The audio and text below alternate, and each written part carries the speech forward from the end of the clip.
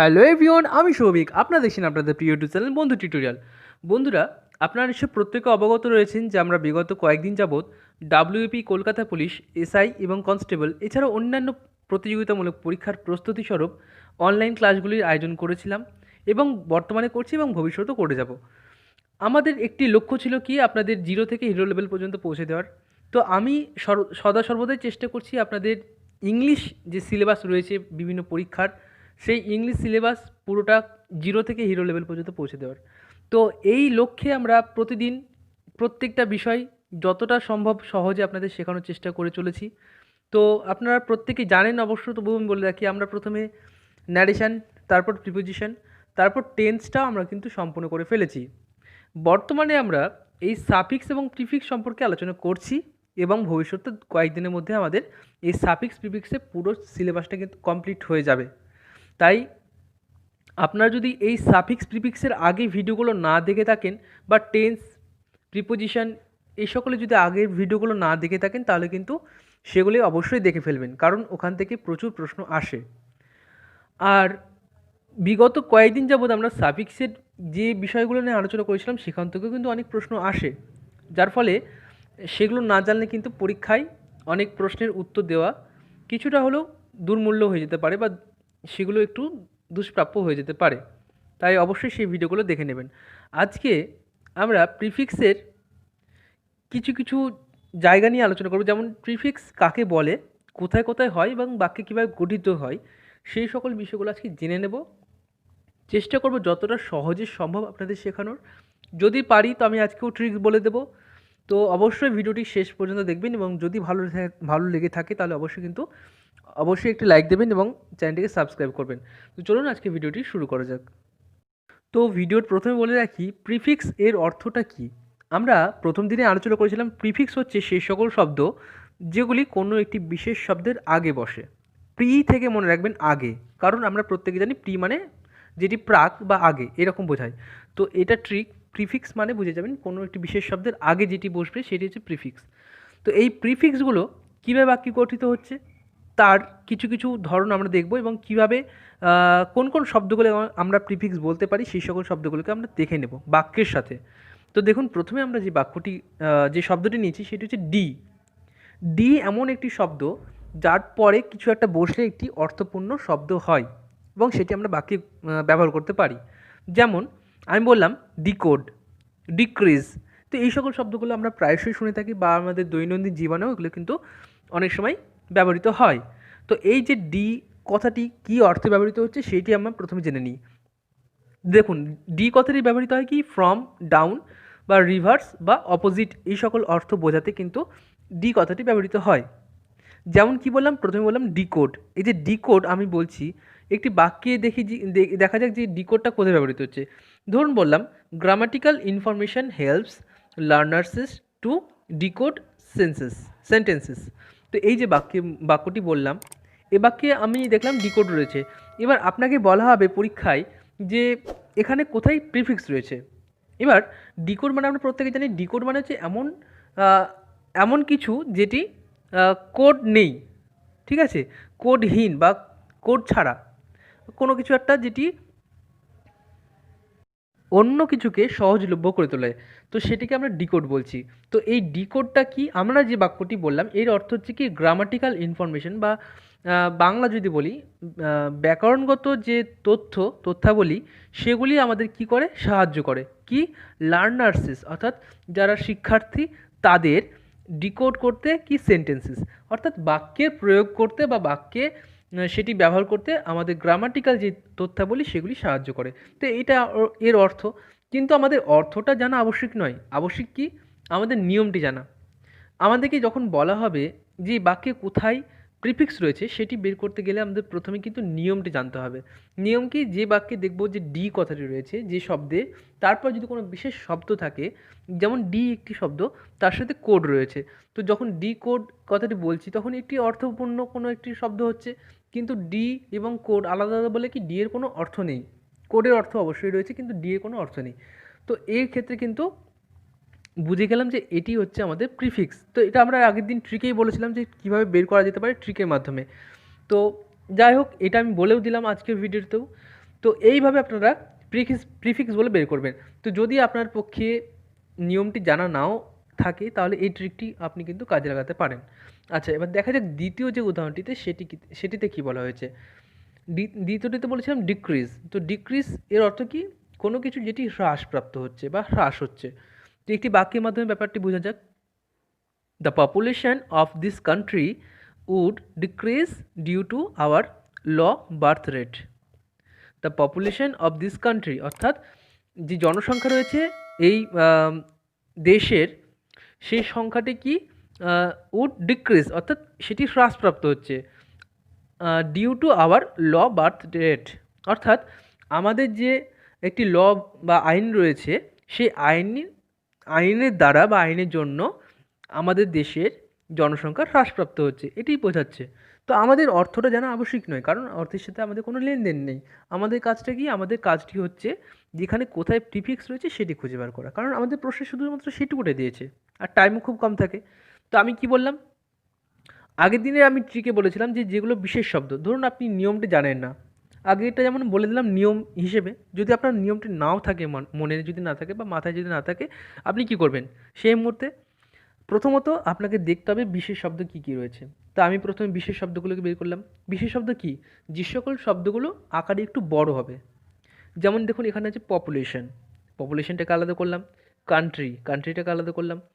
তারপর কি ডিক্রিজ, এটাকে আলাদা করলাম। হ্যাঁ, তারপর একটা ধরুন আমি নিলাম যে উড, এই যে চারটেকে আমি আলাদা করে রাখলাম। এবার আমার কাজ কি?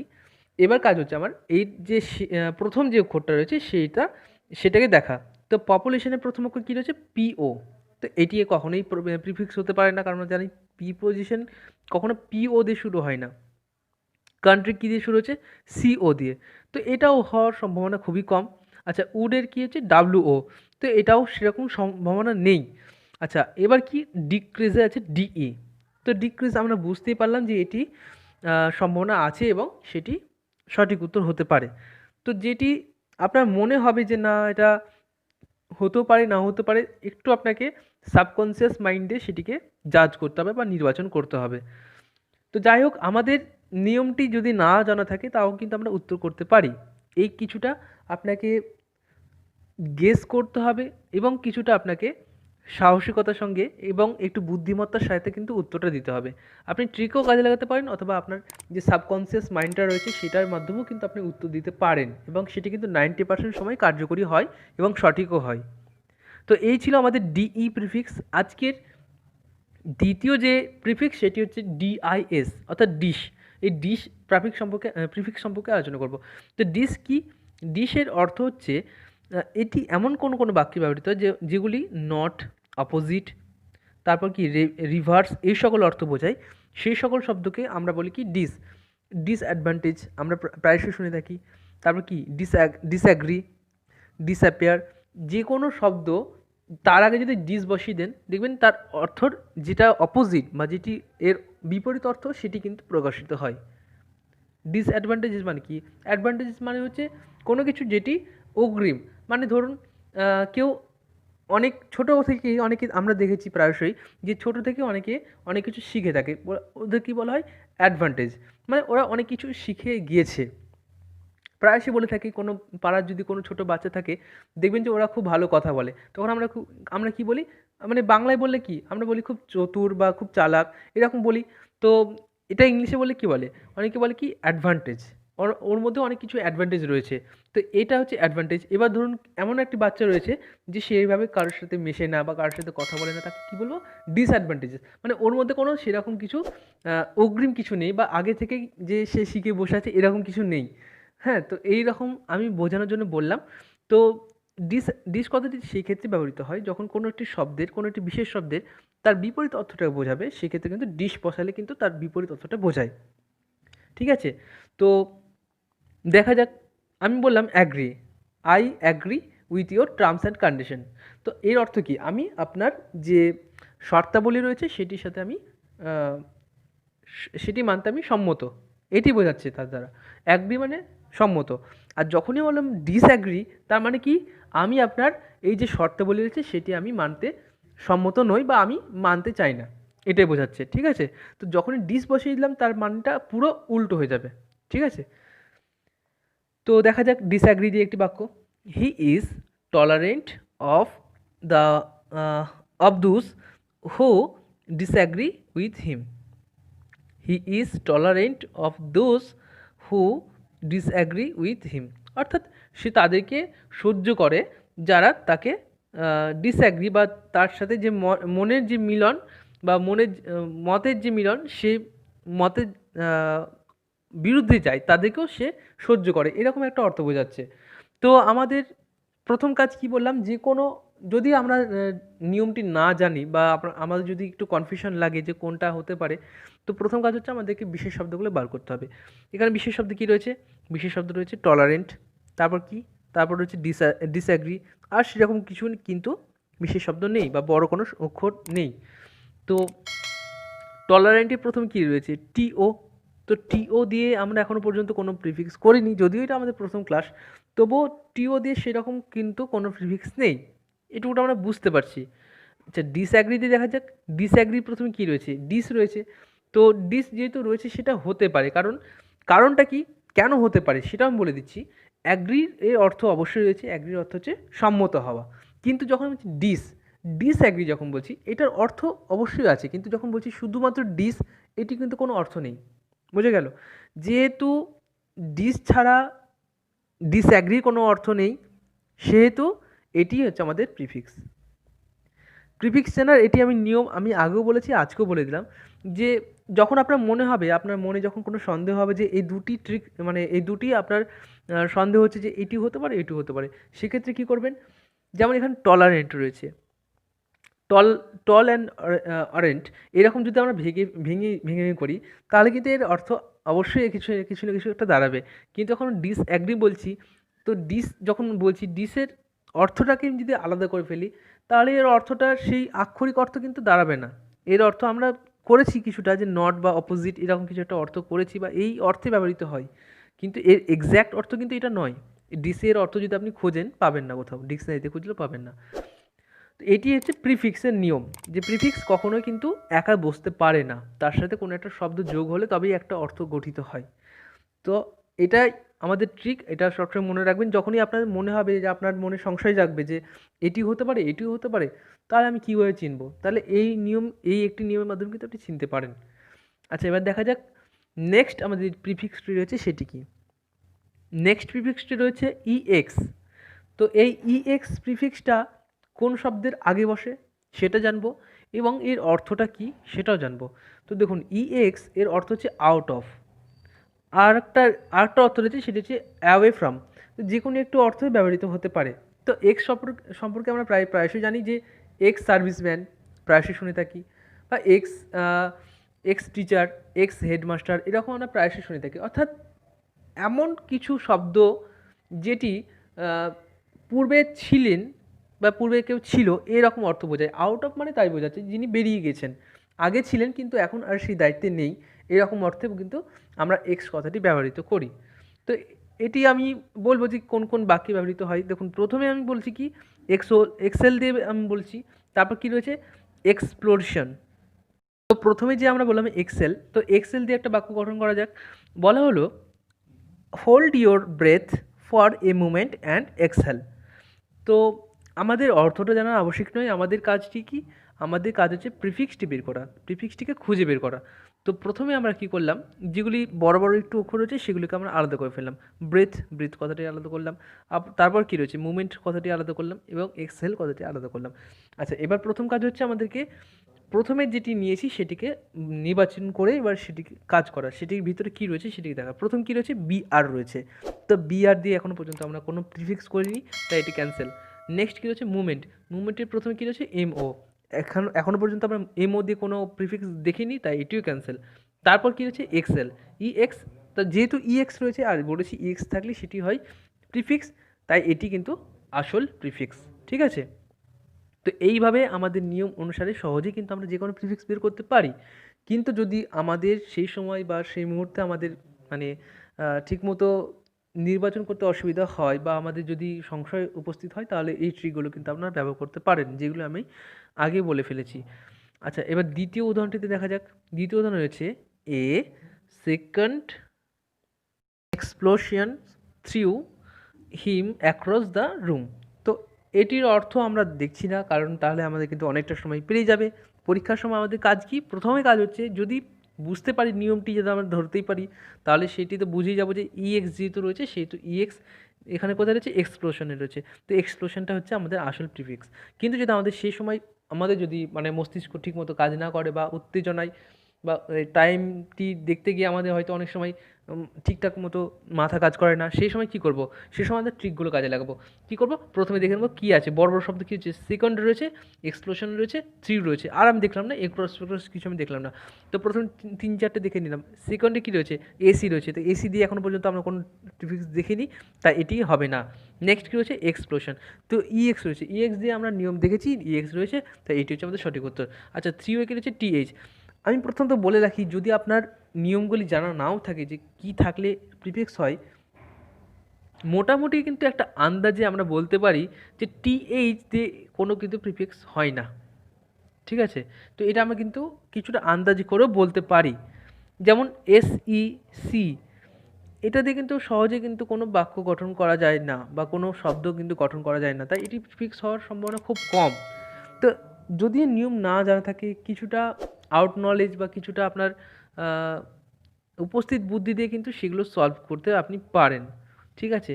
তো এই ছিল আমাদের তৃতীয় প্রিফিক্স ইএক্স। এবার দেখা যাক আইএল দিয়ে। এইটি সবথেকে ইন্টারেস্টিং, আমার মতে তো সবথেকে ভালো এবং সবথেকে সহজ একটি বিষয়। El prefix. দেখা যাক ইএল কথাটি কোথায় কোথায় ব্যবহৃত হয়। ইএল কথাটি ব্যবহৃত হয় কোনো একটা যেটি না অর্থ বোঝায় বা নট বোঝায়, সেক্ষেত্রে কিন্তু আমরা ইএল ব্যবহৃত করি। যেমন আমরা বলি ইললিগাল, ইললজিক্যাল, এই সকল যেসব বাক্যগুলো আমরা প্রায়শই শুনে থাকি ইললিগাল। তো ইললিগেলের অর্থটা কী?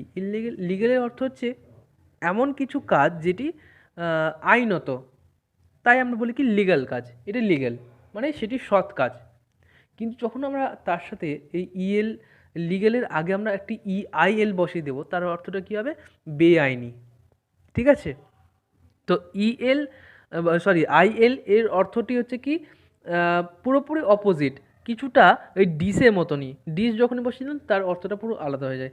তো এখানেও তাই, যখনই কোনো কিছু শব্দ, কোনো একটি বিশেষ শব্দ থাকবে, এখানে যেমন লিগ্যাল রয়েছে, তার আগে যখন ইল বসিয়ে দিলাম আইএল, তখন এর অর্থটা পুরোটাই আলাদা হয়ে গেল।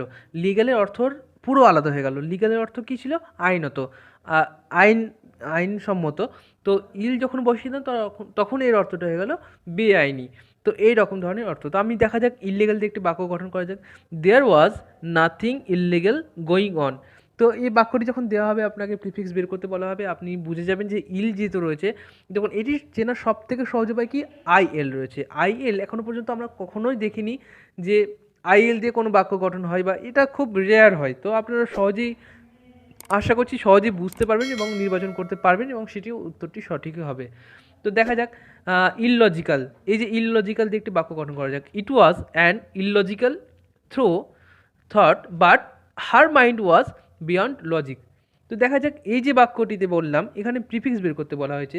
তো প্রিফিক্স বের করতে গেলে কি বলেছিলাম?